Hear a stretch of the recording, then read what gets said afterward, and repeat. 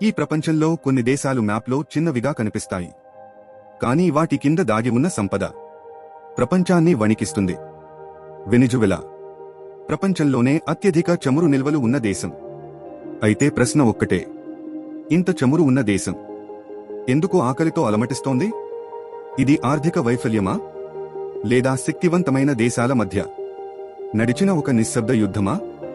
ఈ కథ చివరి వరకు వింటే చమురు అంటే కేవలం ఇంధనం కాదు, అది అధికారమని మీకే అర్థమవుతుంది. 100 ఏళ్ల క్రితం వెనిజువెలా ఒక సాధారణ వ్యవసాయ దేశం. ఒక రోజు భూమి పగిలింది. అందులోంచి బయటకు వచ్చినది నీరు కాదు, రక్తం కాదు, చమురు. ఆ రోజు నుంచే వెనిజువెలా ప్రపంచ రాజకీయాల్లోకి అడుగుపెట్టింది. అమెరికా కంపెనీలు వచ్చాయి, యూరోప్ శక్తులు వచ్చాయి. చమురు అంటే డబ్బు, డబ్బు అంటే శక్తి. ప్రపంచ యుద్ధాలు, ఫ్యాక్టరీలు, కార్లు, విమానాలు, ఇవన్నీ నడవాలంటే చమురు కావాలి. అమెరికా జీవనశైలి వెనిజువెలా చమురుపై ఆధారపడింది. ఆ రోజు నుంచే వెనిజువెలా అవసరం అయ్యింది. కానీ స్వేచ్ఛ కాదు. కాలం గడిచింది. ప్రజల్లో ప్రశ్నలు పెరిగాయి. ఈ చమురు ఎవరిది? విదేశీ కంపెనీలదా, లేదా వెనిజువెలా ప్రజలదా? ప్రభుత్వం ఒక నిర్ణయం తీసుకుంది. చమురు రంగం జాతీయీకరణ. అమెరికా అసహనపడింది. స్నేహం నెమ్మదిగా శత్రుత్వంగా మారింది. ఒక నాయకుడు వచ్చాడు. పేరు హ్యూగో చావెజ్. చమురు డబ్బు ప్రజలకే అన్నాడు. పేదలకి ఇళ్ళు, ఉచిత విద్య, ఉచిత వైద్యం. ప్రజలకు ఆశ వచ్చింది. అమెరికాకు భయం మొదలైంది. ఎందుకంటే చావెజ్ వాళ్ల మాట వినలేదు. ఇది తుపాకుల యుద్ధం కాదు, ఇది బాంబుల యుద్ధం కాదు, ఇది ఆర్థిక యుద్ధం. సాంక్షన్స్, బ్యాంక్ అకౌంట్లు బ్లాక్, డాలర్ ప్రవాహం ఆపేశారు. చమురు ఉన్న దేశంలోనే ఆహారం కొరత.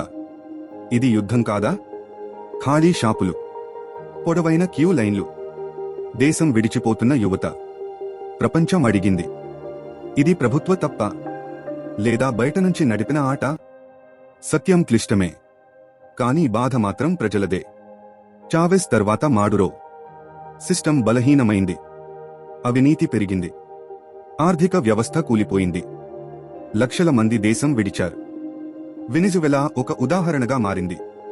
అమెరికా భయపడింది చమురు కోసం కాదు, నియంత్రణ కోసమే. ఇతర దేశాలకు ఒక మెసేజ్: మన మాట వినకపోతే ఇలాగే అవుతుంది. ఇది రాజకీయాలు కాదు, ఇది శక్తి ప్రదర్శన. ప్రపంచం మారింది. యుద్ధాలు పెరిగాయి. అమెరికాకే చమురు అవసరం వచ్చింది. వెనిజువెలాపై సాంక్షన్స్ సడలుతున్నాయి. మళ్లీ చర్చలు మొదలయ్యాయి. నిన్న శత్రువు, ఈ రోజు అవసరం. ఇది నిజమైన స్నేహమా, లేదా మరో కొత్త ఆట? వెనిజువెలా భూమిలో ఇంకా చమురు ఉంది. కానీ భవిష్యత్తు ఎవరి చేతుల్లో? ప్రజల చేతుల్లోనా, లేదా శక్తివంతుల చేతుల్లోనా? ఈ కథ ఒక్క దేశం గురించి కాదు, ఇది ప్రపంచం గురించి.